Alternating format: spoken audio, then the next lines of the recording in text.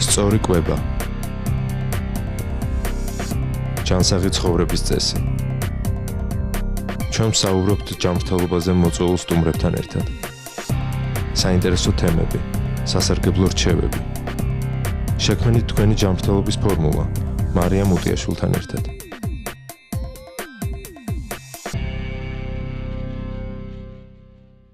მოგესალმებით. ეთერშია გადაცემა ჯანმრთელობის ფორმულა. მე კი მის წამყვანი მარიამ უტიაშვილი გახლავართ. დღევანდელი ჩვენი გადაცემის თემაა ორსულთა ინფექციები. ჩვენი გადაცემის სტუმარი კი გახლავთ ექიმი ინფექციონისტი ნინო ჭინჭარაძე. მოგესალმებით, გაბატონო ნინო, დიდი მადლობა მობრძანებისათვის. მადლობა მოწვევისთვის. ჩვენი გადაცემის თემა ორსულთა ინფექციები და პირველი შეკითხვა ასეთი მექნება, ორსულობის რა ვადაზეა საშიში ორსულის ინფიცირება? ცოტა ისეთი ფართო კითხვაა, რა თქმა უნდა, ორსულის ინფიცირება ყველა ვადაზე საშიშია, რასაკვირველია. აქ ესე უნდა ვთქვათ, გააჩნია ინფექციას, გააჩნია გამომწვევს. ზოგი გამომწვევი საშიშია უფრო პირველ ტრიმესტრში, ზოგი გამომწვევი საშიშია უფრო ბოლო ტრიმესტრში, ზოგი გამომწვევი მთელი ორსულობის საშიშია. ზოგი არის ესეთი გამომწვევი, რომელიც ორსულობისათვის მაინდა-მაინც დიდ რისკს და საშიშროებას არ წარმოადგენს. თვითონ ორსული ძალიან ფაქისი ორგანიზმია. ორსული ქალი ყველა ინფექციის დროს წარმოადგენს ორსული ქალისათვის ყველა ინფექცია რისკ ფაქტორს წარმოადგენს და ყველა ინფექციისათვის რისკ ფაქტორებში პირველი ადგილი ორსულ ქალბატონებს უჭირავს. აი თქვენ ალბათ გახსოვთ, სულ ცოტა ხნის წინათ იყო გავრცელებული ეს ეპიდემიის სახელი იყო ღორის გრიპს ეძახით თქვენ H1N1 არის ესეთი შტამით ვირუსული ინფექცია, გრიპი, რომლის დროსაც პირველად ძალიან მაღალი ლეტალობით ასე ვთქვათ და დასრულდა. მაღალი როგორ ორსულთათვის მაღალი ლეტალობაა ეს დასრულდა მთელს მსოფლიოში, არა მარტო ჩვენს ქვეყანაში და იგი ყველა ტრიმესტრში მაგალითად იყო საშიში, ეს იქნებოდა პირველი ტრიმესტრი, მეორე თუ მესამე ტრიმესტრში. არის ინფექციები მაგალითად აი C ჰეპატიტი, ალბათ ჩვენ ვისაუბრებთ დღეს ამაზე, რომელიც არ წარმოადგენს საშიშროებას დიდ პროცენტ შემთხვევაში ორსულისათვის. ასე რომ ნებისმიერი ტრიმესტრი სხვადასხვა დროს, სხვადასხვანაირად გააჩნია გამომწვევს, გააჩნია ინფექციას, გააჩნია ორსულობის ვადას საშიშია. რით არის საშიში ეს ვირუსები? ზოგიერთი ვირუსი ორსულობის დროს ქმნის საშიშროებას ორსულობის მიმდინარეობის, ნაადრევი მშობიარობის, ორსულობის შეწყვეტის, დაუშვათ სხვადასხვა ვადაზე. ზოგიერთი ვირუსი, ზოგიერთი გამომწვევი დავარქვათ, იმიტომ რომ მარტო ვირუსი არა, ზოგჯერ ბაქტერია იწვევს ხო ამას ყველაფერს. ანუ ზოგიერთი პათოგენი საშიში არის დაუშვათ ნაყოფის მხრივაც, ნაყოფის ზოგიერთი იწვევს ნაყოფის სიმახინჯეს, ნაყოფის ანომალიებს, ნაყოფის დაავადება, შეიძლება არ იყოს ანომალია ნაყოფის და არ იყოს სიმახინჯე, მაგალითად, მაგრამ დაავადება გამოიწვიოს ის დაავადება, რომელთაც შეიძლება დედა დაავადდეს, გადასცეს დაავადება ნაყოფს და ასე შემდეგ. ანუ სხვადასხვა ვადაზე სხვადასხვა პათოლოგიას იწვევს, არის დაავადებები და გამომწვევები, მაგალითად, რომელიც აზიადებს არა მარტო ორსულობას და დაუშვათ ორსულობას საფრთხეს უქმნის, არამედ იწვევს როგორც ნაყოფის, ასევე პლაცენტის დაავადებასაც. აი მაგალითად პლაცენტიტი ქვია პლაცენტის ანთებას, აი ზოგიერთი პათოლოგია იწვევს პლაცენტიტს მაგალითად. შეიძლება და გამოიწვევს ნაყოფის დაავადება პლაცენტის დაზიანების გარეშე და პლაცენტა მხოლოდ იყოს გამტარი ამ ინფექციისათვის. არის ესეთი პათოლოგიებიც, რომლის დროსაც პლაცენტა გაატარებს ამ პათოგენს, დაავადებს ნაყოფს და პლაცენტა თვითონ შეუცვლელია. ზოგჯერ ხდება პლაცენტაში შეკავება ასე ვთქვათ პათოგენი, ზოგჯერ არ ატარებს პლაცენტა. რა არის პაპილომავირუსი? პაპილომავირუსი სახელწოდებით ეს არის პაპილომავირუსი, რომელიც აღმოჩენილია უკანასკნელ ათწლეულებში და იწვევს სხვადასხვა პათოლოგიას. მისი 100-მდე სახეობა არსებობს, სეროტიპი 100-მდე. დაახლოებით 30-მდე იწვევს გარკვეული ხასიათის ასე ვქვათ პათოლოგიებს. არსებობს პაპილომავირუსის სახეობები, მაგრამ დაბალი რისკის ვირუსები და მაღალი რისკის ვირუსები. დაბალი რისკის ვირუსები იწვევს არც თუ ისეთ დაუშვათ მძიმე პათოლოგიებს, როგორც შეიძლება იყოს კონდილომები კანის, აი თქვენ შეგიმჩნევიათ ხანდახან კანზე პატარა წარმონაზარდი, ან მეჭეც რო ეძახით, აი კიდურებზე შეგიმჩნევიათ მეჭეჭები, ეს არის პაპილომავირუსის შედეგი. ასევე არის ეს დაბალი რისკის ვირუსებს მიეკუთვნებიან. ასევე არის პაპილომავირუსის მაღალი რისკის ვირუსები, რომლებიც იწვევენ უკვე ლორწოვანზე მოქმედებენ, იწვევენ როგორც პირის წყურს, ასევე გენიტალიებში. ის გამო შეიძლება რომ ეს გაჩნდეს. ეს გადადის კონტაქტური და სქესობრივი გზით. ეს შეიძლება კონტაქტური გზითაც გადავიდეს, შეიძლება სქესობრივი გზითაც გადადის ადამიანიდან ადამიანზე. ყოველი გადასვლა, ყოველი მიღება ამ დაუშვათ პაპილომავირუსის ვირუსის არ არის საგანგაშო და შეიძლება არ ჩამოყალიბდეს საბოლოოდ პაპილომავირუსული ინფექცია. აქ მნიშვნელობა აქვს ასევე რეციპიენტსაც, ვინც იღებს ამ გამომწვევს. ძალიან საფრთხილოა მაგალითად სქესობრივი გადაცემის დროს ნაადრევის სქესობრივი კავშირები, ანუ ნაადრევი გადაცემა დაუშვათ 20 წლამდე ან 18 წლამდე ასაკში ამ ვირუსის. ასევე ძალიან საფრთხილოა და სარისკოა მრავალი პარტნიორის ყოლა, ასეთ დროსაც დაუშვათ პაპილომავირუსით დაინფიცირების მაღალი რისკი არსებობს და აი მრავალი პარტნიორის ყოლის დროს შეიძლება იყოს სხვადასხვა სეროტიპით დაზიანება, სხვადასხვა ამ ვირუსის სხვადასხვა სეროტიპებით დაზიანება, რაც უფრო მძიმე პათოლოგიას გამოიწვევს. ასევე დაუშვათ საფრთხილოა ორსულობის დაზიანება თვითონ. ასევე ორსულობის, აი ხედავთ, აქ შეიძლება ორსულობის ბოლო ტრიმესტრში უფრო საფრთხილო იყოს, იმიტომ რომ აქ უფრო ახლოს არის მშობიარობა და დაუშვათ მშობიარობის დროს ნაყოფის დაინფიცირებასაც აქვს ადგილი. ასევე საფრთხილოა დაუშვათ ისეთი დაავადებების დროს, როდესაც ორსულს სხვა პათოლოგია აქვს, მაგალითად შაქრიანი დიაბეტი, მაგალითად სხვა აი ფორმულ დაავადებებს ვეძახით ჩვენ, როდესაც ორსულის სხვა დაავადებით არის ავად, ამ დროს კიდევ დაერთვება მას პაპილომავირუსული ინფექცია და ეს უფრო რასაკვირველია დიდ რისკთან არის დაკავშირებული. რაც შეეხება ხა თქვენ ალბათ შემოგითხებით მკურნალობას პაპილომავირუსული ინფექციების დროს, ახლა კონდილომებსა და მეჭეჭების მკურნალობას ამაზე არ შევეხებით, ახლა გადაწყვეტს ალბათ ქირურგი, მოწვა იქნება, ხა ასე თქვენ ეძახით კრიოთერაპია. ორსულობის პერიოდშივე თუ დაუშვათ ის არის განვითარდა ბოლოს, რა თქმა უნდა, აი ეს მკურნალობა არის მხოლოდ კრიოდესტრუქციით მკურნალობა, ანუ მოყინას, ასე ჩვენ ეძახით, მოყინით დაუშვათ საშუალო წონაზე თუ არის, საშუალო ყელზე თუ არის ეს, აუცილებლად თუ ჩატარდეს ეს სასურველია ორსულობამდე, რა თქმა უნდა. ამ კონდილომების მოწვა იქნება თუ მოყინვა იქნება, ეს ყველა რადიოთერაპია, ლაზერული თერაპია, ახლა ბევრი მეთოდი არის, რომელსაც წყვეტს მე ან გინეკოლოგი, წყვეტს ინფექციონისტი, წყვეტს დაუშვათ ლაზეროთერაპევტი იქნება თუ რადიოლოგი იქნება და ასე შემდეგ. ეს გადაწყება თითოეულ ინდივიდუალურ შემთხვევაში, როგორი სახის მკურნალობა უნდა წარიმართოს, დაუშვათ ორსულობამდე იქნება თუ ორსულობის პერიოდში. რა თქმა უნდა, თუ საშიშროებას წარმოადგენს პაპილომავირუსით დაინფიცირება ორსულობის ბოლო ტრიმესტრში და ასეთ შემთხვევაში თუ კი მწვავეა პაპილომავირუსული ინფექცია ორსულობის ბოლო ტრიმესტრში, მშობიარობა უნდა წარიმართოს, რა თქმა უნდა, საკეისრო კვეთის გზით, ეს ერთ-ერთ ჩვენებას წარმოადგენს. რაც შეეხება თვითონ ადგენენ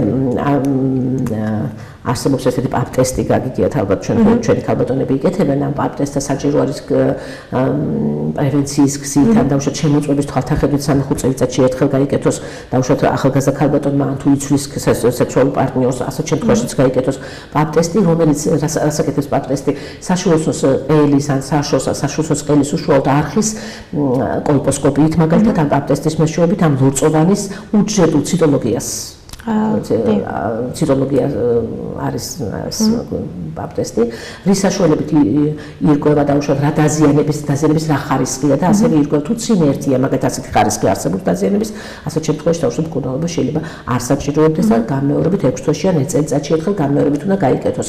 ისა რა ქვია ქალბატონმა ეს გამოკვლევა. ასევე ძალიან საშიში არის, როდესაც მაღალი რისკით სეროტიპებთან გვაქვს საქმე. ეს წარმოადგენს კიბოსწინარე დაავადებებს, იგი შემიძლია როგორც კიბოსწინარე დაავადებები და საშუალო სყელის კიბო მსოფლიოში მეორე ადგილზე დგას ქალებში სარძევე ჩირკვის კიბოს შემდგომ და ასე რომ ასეთ შემთხვევაში ძალიან ყურადღების გამახვილებაა საჭირო, თუ ასეთი აღმოჩნდა დაუშვათ მკურნალობის თვალთახედვით ეს რაც შემოგითვალეთ ეს მკურნალობის მეთოდები და ასევე შეიძლება საჭირო გახდეს, თუ დაუშვათ დაზიანებულია საშუალო ენდომეტრიუმი ან დაუშვათ კოლპოსკოპიით საჭირო გახდა, შეიძლება დადგეს საკითხი ოპერაციული მკურნალობისაც.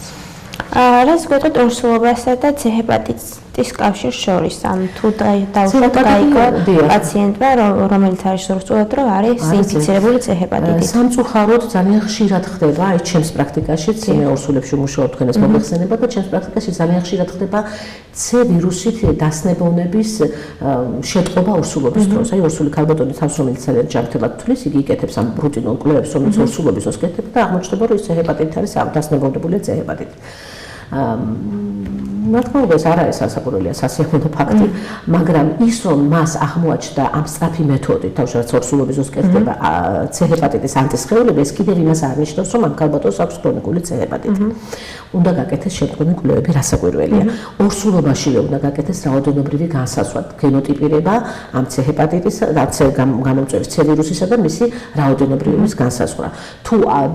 თუმცა უკვე როდესაც ქალბატონი ორსულობა წარიმართება ნორმალურად და გადადების მიღების რისკი დედიდან ნაყოფსი, ასეთ შემთხვევაში ძალიან მცირეა, აღწევს სადღაც 5%-ს, ისიც იმ შემთხვევაში, თუ დავუშვათ გენოტიპის განსაზღვრის შემდეგ რაოდენობრივობა მისი მაღალია, დავუშვათ 1 რაოდენობრივობაც იკვლევენ ამას, რაოდენობრივ ხარისხს, მისი ხარისხი მაღალია და ასე შემდეგ, რასაკვირველია, მშობიარობის შემდგომ უკვე ეს კიდე ცალკე საკითხია მშობიარობისა და საკეისრო კვეთის უპირატესობა, ასეთ შემთხვევაში მხოლოდ 3 ანუ ჩვენებით ხდება საკეისრო და არ უნდა გაკეთდეს დავუშვათ მას ეკუთვნის ჩვეულებრივი ფიზიოლოგიური მშობიარობა, შემდგომში უკვე უნდა გადაწყდეს დავუშვათ დედის მკურნალობის საკითხი აუცილებლად. მკურნალობის საკითხი უნდა გადაწყდეს სასურველია, რომ ორსულმა ქალბატონმა გამოკვლევა C ვირუსის შესახებ გაიკეთოს ორსულობამდე, ორსულობის დადგომამდე და თუ საჭიროა ჩაიტაროს ანტივირუსული, ანუ C ვირუსის ელიმინაციის პროგრამა.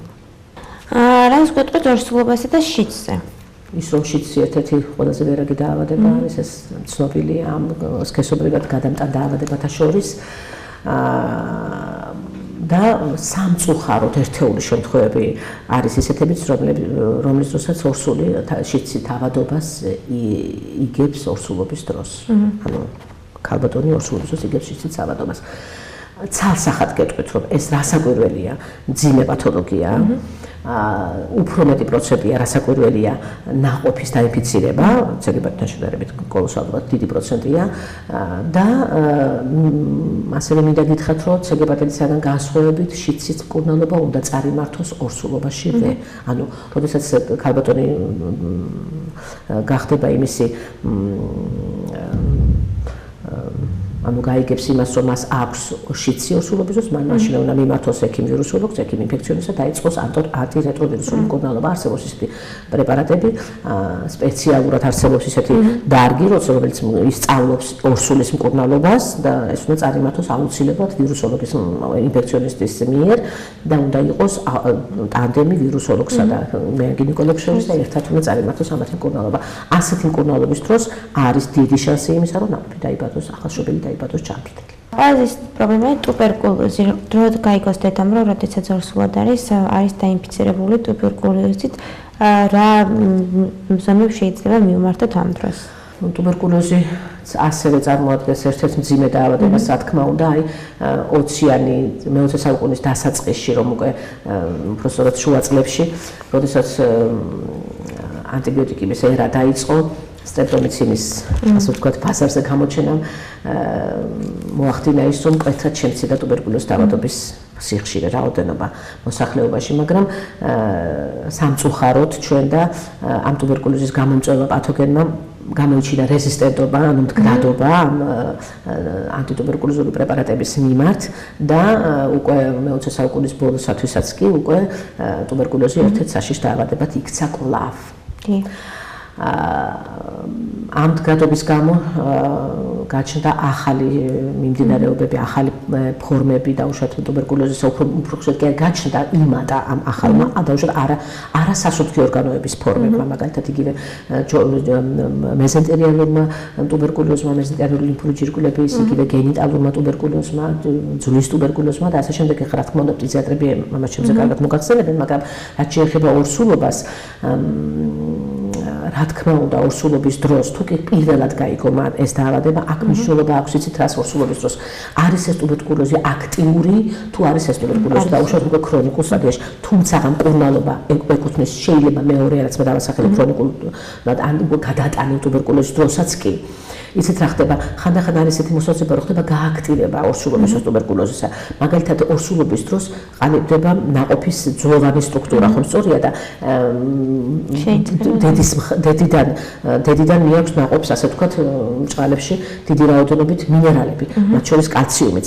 და ხშირად აი უკვე ნამკურნალები ტუბერკულოზის დროს, როცა ჩაკერულია ეს კერები, ამ კერებიდან ხდება ამ კალციუმის გამოდევნება და გადასვლა სისხლში, იმიტომ რომ ნაყოფს ესაჭიროება ეს კალციუმი დიდი რაოდენობით, რაც იწვევს ხოლმე იშვიათად ტუბერკულოზის გააქტივებას. ამიტომ და სხვა მიზეზთა გამოც აუცილებლად ორსულმა უნდა მიმართოს ტუბერკულოზის დისპანსერს, სადაც იგი ახალი სხვაზეა ბინის საცხოვრებელი ადგილის თუ დაუშვათ სადაზღვევო კომპანიის მიხედვით და უნდა ჩაიტაროს მკურნალობა. აუცილებლად ორსული ტუბერკულოზით დაავადებული ან გადატანილი ტუბერკულოზის შემთხვევაშიც უნდა იტარებდეს შესაბამის მკურნალობას. რაც საფუძველი იქნება იმისა, რომ ნაყოფი დაიბადება ჯანსაღი და შემდგომში ასევე ეპიდემიოლოგიური ზონების მიღება არის საჭირო და უშუალოდ ახალშობილთან ურთიერთობისას ძუძუთი კვება იმის შიცთან დაკავშირებით არ მithქვას შიცის გამომწვევი და უშუალოდ რეტროვირუსიც არის რძეში ასევე ძუძუთი კვების დროს საერთოდ მოხდება გადაცემა და ასევე ნიღაბი უნდა ეხმარო და აი უნდა განისაზღვროს შემდგომ უკვე ინფექციონისტი წვეთს ყოველ ცალკეულ შემთხვევაში ძუძუთი კვების აუცილებლობის ან არააუცილებლობის ან შეწყვეტის შესახებ. აი ხა თქვენ ჩვენ ვილაპარაკეთ C ჰეპატიტზე და მე ერთი ორი სიტყვა მინდა B ჰეპატიტის შესახებაც გითხრათ, იმიტომ რომ ეს ელიმინაციის პროგრამა ისე მიდით ჩვენს ქვეყანაში ძალიან საჩვენ და სასიხარულო და ჩვენი პაციენტების საკეთილდღეოდ რომ რამდენიმე ხანში ალბათ რაოდენობა C ჰეპატიტისა ჩვენს ქვეყანაში ძალიან დაიკლებს და ეს ძალიან სასიხარულოა რა თქმა უნდა. რაც შეეხება B ჰეპატიტს მისი ელიმინაციის პროგრამები ჯერჯერობით არ არის და მისი ელიმინაცია ძალიან რთულია. ბავშვის აი B ჰეპატიტის ორსულობის დროს B ჰეპატიტი უფრო ძალიან დასალაგებელია ვიდრე C ჰეპატიტი. ის რომ დაუშვათ ქრონიკული სტადია B ჰეპატიტსა და C ჰეპატიტსაც ყველა C ჰეპატიტი და ყველა B ჰეპატიტი არ გადადის ქრონიკულ ფორმაში. არის რაღაცა გარკვეული ფორმა, წვავე ფორმისა, რომლის დროსაც შეიძლება გაქრონიკულდეს. ან ალაგდეს და სულიად შეწყდეს. აი B ჰეპატიტის შემთხვევაში B ჰეპატიტს რამდენიმე ანტიგენი აქვს, ეს ზედაპირული ანტიგენი დაუშვათ HbS ანტიგენს, რო ეძახთ ალბათ ცნობილია თქვენთვისაც ეს ანტიგენი, რომელსაც ვიკვლევთ ჩვენ ორსულობის დროს რუტინულად სკრინინგით, მათ ეკუთვნით ეს გამოკვლევა HbS ანტიგენი და ეს არ ნიშნავს იმას, რომ იგი არის ავად. HbS ანტიგენის საწინააღმდეგო ანტისხეულების აღმოჩენა ორსულში არ ნიშნავს, რომ ის არის ავად ქრონიკული B ჰეპატიტით დაუშვათ. უნდა ამასთან შემთხვევაში უნდა გაკეთდეს, უნდა გაიშალოს ეს B სპექტრი და უნდა გაკეთდეს სხვა ზედაპირული სხვა ანტიგენების მიმართაც და უნდა დადასტურდეს ეს ჰეპატიტი არის გადატანილი ჰეპატიტი და დაუშვათ გადატანილი ჰეპატიტის შემდგომი ანტისხეულები აქვს გალბატონს.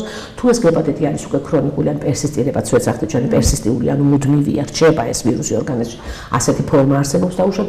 თუ ეს ჰეპატიტი ახლა მწვავეა დაუშვათ HbE ანტიგენის შემთხვევაში რომელიც არ არის ზედაპირული უკვე ისეთი ანტიგენია რომელიც მიგვანიშნებს უკვე მწვარე რეპლიკაციის ვირუსის რეპლიკაციაზე ასეთ შემთხვევაში რასაკვირველია დედამიწა ჩაიტაროს მკურნალობა და ალბათობა HbE ანტიგენის შესახებ დაუშვათ ნაყოფზე გადასვლის უფრო მაღალია რა თქმა უნდა ორსულობის დროსაც ნაყოფი ინფიცირდება ჩამოთვლილი ინფექციები და რასაც ახლა ჩვენ ვისაუბრეთ ინფიცირდება როგორც პლაცენტარული გზით რასაც მე უკვე გითხარით რომ პლაცენტა ატარებს დაუშვათ ამ პათოგენს იმიტომ რომ ჭიპლარის სისხლის მეშვეობით მე პლაცენტიდან გადადის ნაყოფზე ასევე ინფიცირდება მშობიარობის დროს საკეისრო კვეთის დროს, იმიტომ სისხლთან შეხება ზე ლაპარაკი საკეისრო კვეთის დროსაც მშობიარობის დროსაც ეს სადავო საკითხია დღესაც დაუშვათ ამ ინფექციების დროს რომელიც ჩვენ ჩამოვთვალეთ. ასევე ინფიცირდება სანაყოფე წყლების ჩაყლაპის დროსაც ნაყოფი ლაპას სანაყოფე წყლებს მისი ორსულობის განმავლობაში და ასევე ინფიცირება შეიძლება აქედაც მოხდეს თუ სანაყოფე წყლები დაინფიცირებულია ამა თუ იმ პათოგენით. აი ჩვენ რასაც ვისაუბრეთ მაგალითად. ციტომეგალოვირუსზე რა სიტყვით თუ აღმოაჩნდა ორსულს ციტომეგალოვირუსი? იცით რას ვიტყვი ციტომეგალოვირუსზე? ციტომეგალოვირუსი რამდენად საშიშია ეს ნაყოფისთვის და რამდენად თავიდან რომელ ეტაპზე უნდა გამოვიკვლიოთ ეს? ციტომეგალოვირუსული ინფექცია რასაკვირველია საჭირო სასურველია გამოვიკვლიოთ ორსულობამდე. რასაკვირველია. აქ მნიშვნელობა ისევე როგორც სხვა დაუშვათ ნაყოფზე მოქმედ ვირუსების მაგალითად ციტომეგალოვირუსულ ანტისხეულებს ვიკვლევთ ხოლმე ჩვენ სისხლში. ვიკვლევთ იმუნოგლობულინებს, რომლებიც M კლასის იმუნოგლობულინებია და G კლასის იმუნოგლობულინები და მის ავიდურობასაც სასწავლავთ ამ ანტისხეულების, როდესაც სასწავლავთ ამ ესე ვქვი ანტისხეულების რაოდენობას სისხლში. ციტომეგალოვირუსის საშიშია ნაყოფისათვის, როდესაც ის მწვავეა, აი ორსულს დაემართა მწვავე ციტომეგალოვირუსული ინფექცია. ეს არ არის ადვილი სადიაგნოსტიკო. დაუშვათ, ექიმი აკეთებს ამ გამოკვლევას, მაშინ როცა ეჭვს მიიტანს, და აი ექიმი მაშინ არის ღირებული, როდესაც ის ეჭვს მიიტანს, ციტომეგალოვირუსული ინფექცია იქნება თუ დაუშვათ სხვა ვირუსული ინფექცია, რომელიც ნაყოფს ემოქმედებს. აქ მნიშვნელობა აქვს M კლასის და დაუშვათ G ანტისხეულებს, ხო? თუ დაუშვათ G არის მაღალი, ეს იმის მაჩვენებელი არის, რომ ამ გოგონამ, ამ ქალბატონმა გადაიტანა ეს ციტომეგალოვირუსული ინფექცია და მას აქვს მაღალი ანტისხეულების მაღალი ტიტრი და ეს მკურნალობას არ საჭიროებს. ეხლა არც ნაყოფზე არის? არც ნაყოფზე არ აისახება და არ მოქმედებს ასეთ შემთხვევაში. თუ იგი დაინფიცირდა ორსულობის დროს რასაკვირველია, ეს ნაყოფზეც აისახება. ეს დაინფიცირება როგორ ხდება? ეს დაინფიცირება ხდება სხვადასხვა გზით, ხდება კონტაქტური გზითაც, აეწოთოვანი გზითაც დაუშვათ. ესეც ციტომეგალოვირუს კოცნით გადამდება, ახლო კონტაქტით გადამდება და ავადებათა რიცხვს მიეკუთვნება და ესე რა ქვია მძიმე პათოლოგიებს იწვევს ნაყოფში თუ ის დაინფიცირდა მწვავე დედის მწვავე დაავადებული პათოლოგიური ნაყოფი შეიძლება დაიბადოს მძიმე ციტომეგალოვირუსული ინფექციით ნაყოფი ძალიან მძიმე პათოლოგია არის ახალშობილისთვის რა თქმა უნდა და ლეტალობის ხდება. ლეტალობის ხდებათაც მძიმე პათოლოგიას წარმოადგენს. იგი იწვევს ღვიძლის, ელენთის, დაუშვათ ლიმფური ჯირკვლების სეპტიური ფორმაც ახასიათებს ასე რომ მძიმე პათოლოგია ციტომეგალოვირუსული პათოლოგია. ტოქსოპლაზმოვირუსი ტოქსოპლაზმოვირუსიც ასაკურველი წარმოადგენს. იგივე დონისა როგორც ციტომეგალოვირუსი და ეს ტორჩ ინფექციებს ვეძებთ ჩვენ აი ამ ინფექციებს რომლებიც გადადიან დედიდან ბავშვზე და ეს ტოქსოპლაზმოზი ციტომეგალოვირუსი ჰერპეს ვირუსებიც დაუშვათ ესენი ჩუტყვავილა ეს ვირუსები რომლებიც სახადი ინფექციები ყველა შეიძლება ნაყოფში არ მოქმედებს აი სახადი ინფექციებს შევეხეთ თქვენ სახადი ინფექციებიდან ერთ-ერთი პირველ ადგილზე ყოფილი პათოგენების თვალსაზრისით არის წითურა იწვევს მძიმე პათოლოგიებს და სამწუხაროდ იწვევს ორსულობის ყველა ტრიმესტრში პათოლოგიებს. ანუ მნიშვნელობა არ აქვს ვადას, თუმცა პირველ ტრიმესტრში თუ მაღალი პროცენტია, დაუშვათ სადღაც 90%-ს აჭარბებს. ავადობა და ანომალია, რომელიც შეიძლება განუთავდეს ნაყოფს პირველ ტრიმესტრში დედის დაავადების დროს. უფრო მაღალია მესამე ტრიმესტრთან და მეორე ტრიმესტრთან შედარებით, თუმცა მეორე ტრიმესტრშიც 50%-ს აჭარბებს და მესამე ტრიმესტრშიც გარკვეულ მაღალი პროცენტი რჩება წითურათი ნაყოფის ინფიცირებისა. და სამწუხაროდ არის ნაყოფის ისეთი პათოლოგიები, რომლებიც ეხოსკოპიური ან რადიოლოგიური გამკვლევით არ აჩანს. მაგალითად, არის ისეთი პათოლოგიები, მაგალითად ჩუტყვალილოზო შეიძლება ჭუნას უსტობა მაგალითად რომელიც არ დადასტურდეს რადიოლოგიურ კვლევით, სიყრუე მაგალითად რომელიც არ დადასტურდეს რადიოლოგიურ კვლევით. შეიძლება ახლა წითურას ახასიათებს დაუშვათ სიყრუე, კატარაქტა, რომელიც შეიძლება ასევე არ დადასტურდეს გულის მანკელი პათოლოგიები, რომლებიც უფრო ხშირ შემთხვევაში დასტურდება. მაგრამ არის ინფექციები და არის ნაყოფთა ისეთი ანომალიები, რომლებიც არ დასტურდება რადიოლოგიური კვლევით. აი ჩუტყვალილის შემთხვევაში მაგალითად ცოტა უფრო ნაკლები პროცენტი აქვს ჩუტყვალილის დროს და ჩუტყვალისაც მნიშვნელობა აქვს რა ვადაზე და პირველივე კონტაქტის დროსაც როდესაც პაციენტს აქვს კონტაქტი უკვე მე ხშირად მიერეკავენ ისეთი ორსულები, რომლებიც მეკითხებიან ნინო ექიმო მე მქონდა კონტაქტი დაავადებულ ბავშვთან. როგორ უნდა მოიქცე? რასაკვირველია ასეთ შემთხვევაში ეს ქალბატონი უნდა გაისინჯოს იმაზე რა ქვია სანამ დაავადდება უკვე აი ამ გამოკვლევაზე ჩუტყვალილის საწინააღმდეგო ათასხეულებზე. მაგრამ ჩვენ არ ვიკვლევთ ამას დაემართება თუ არა. ჩვენ ვიკვლევთ იჯიატის სხეულები, რომლებიც იმუნიტეტის მაჩვენებელია არის თუ არა და ორ კვირაშიც ვაკეთებთ კიდევ განმეორებით ამ იმატებს თუ არა. ამ ანტისხეულები ჩნდება დაავადების პირველ დღეებში, შეიძლება პირველ დღეებში არ იყოს და 10 დღის შემდეგ გაჩნდეს. მაშინ როცა ანტისხეულები ჩნდება უკვე დაავადების, მწვავე დაავადების განვითარებისას. პირველ დღეებში შეიძლება არც იყოს. ანუ სანამ დაავადდება ქალბატონი და უკვე როცა კონტაქტი აქვს უნდა მიმართოს ინფექციონისტს, აუცილებლად ორსულთან, ვინც წარმართავს ამ ორსულობისას ამ ინფექციებს, აუცილებლად უნდა მიმართოს და გაიკეთოს გამოკვლევა. ამ თვალთახედვით, რა თქმა უნდა. და ბოლოს რას ურჩევდით ორსულებს ნებისმიერი ინფექციის ქონის დროს, როდესაც გაიგებენ რომ რაიმე ინფექცია აქვს? მე ვურჩევდი ყველა ორსულს. როდესაც არათუ აქვს ინფექცია, არამედ საეჭვო არის რომელიმე ინფექციაზე. თვითონ ეჭვი შეეპარა ორსულს რომ არის ავად. მას აქვს ან რაღაც აუხსნელი თავის ტკივილი. აუხსნელი დაუშვათ, აი გულისწევა აიხსნება ორსულობით, მაგრამ დაუშვათ რაღაცა პერიოდში მასეს გაუმძაფრდა. აქვს ინტოქსიკაციის მოვლენები, დაწყებული ხაერის უკმარისობიდან, გულისცემის აჩქარებიდან.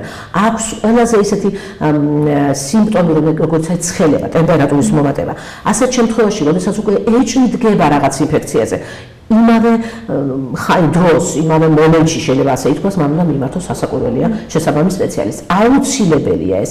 ნუ იქნება სახლში, ნუ მიიღებს სხვის რჩევებს, იმიტომ რომ პირველი რჩევა მას უნდა მისცეს ექიმა, ინფექციონისტმა, ექიმა, მეან გინეკოლოგმა. უნდა გაიკეთოს შესაბამისი ანალიზები, უნდა ჩაიტაროს შესაბამისი პრევენციული ღონისძიებები თუ ესა რა ქვია, მკურნალობა.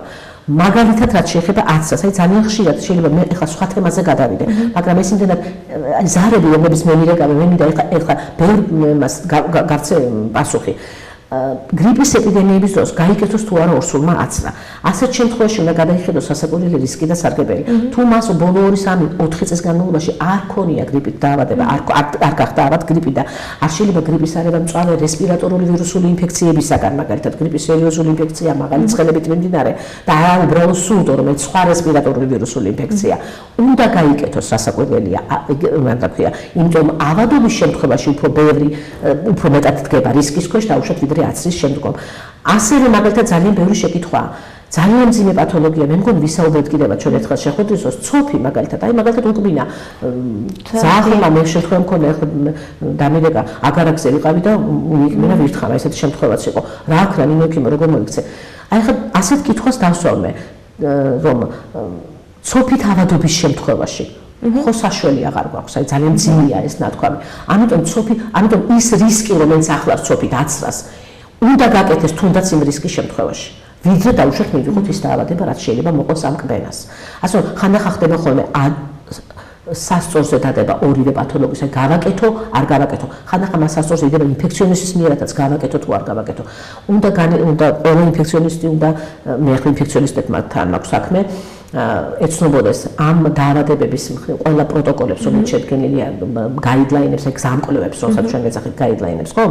ასევე უნდა ეცნობოდეს დაუშვათ ამ რისკების და სარგებლობას ძალიან ფართოდ.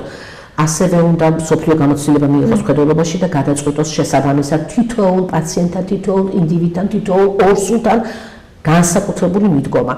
ყველა ორსული არის ინდივიდი, ყველა სხვადასხვა მიდგომა ჭირდება ხანდახან. ორსული, ზოგი ჯანმრთელი ქალბატონია რასაკვირველია, მაგრამ ორსული მაინც არის იმუნოკომპრომეტირებული პირი რაღაცა ჭრილში. ამიტომ ყველა ინფექცია ორსულობის დროს წარიმართება უფრო შედარებით არის შანსი რომ წარიმართოს უფრო მძიმედ, ვიდრე არაორსულ ქალბატონებში. ეს მინდა თქვა საბოლოოდ ეს. ძალიან დიდი მადლობა ქალბატონო ნინო მობრძანებისათვის. ეს იყო გადაცემა ჯანმრთელობის ფორმულა, მე კი ამით გემშვიდობებით ნახვამდის.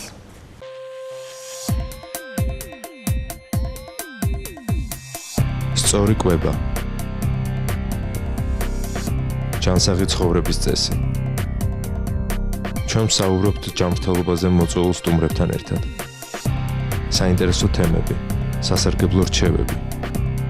შექმნით თქვენი ჯანმრთელობის ფორმულა, მარიამ უტიაშვილთან ერთად.